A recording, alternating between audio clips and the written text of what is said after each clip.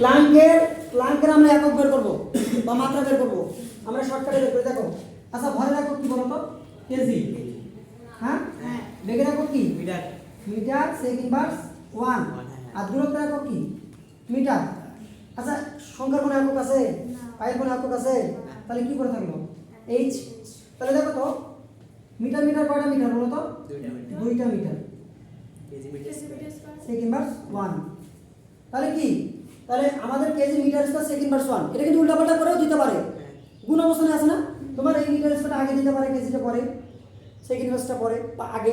কারণ এগুলো তো গুণ অবস্থানে আছে সাইডে, তাই না? এই জন্য আমরা মনে রাখবো এই যদি এগুলা উল্টাপাল্টা থাকে সমস্যা নাই, কারণ এগুলো তো এটা আগে থাকতে পারে, এটা পরে থাকতে পারে, ঠিক আছে?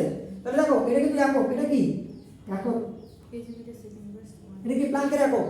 আবার আমরা যদি মাত্রা নির্ণয় করি তাহলে মাত্রা নির্ণয় করবো কিভাবে? কেজি কে বড় হাতের এম, আর মিটার কে এল, আর এস কে টি। তাহলে এটা আমাদের কি আসলো?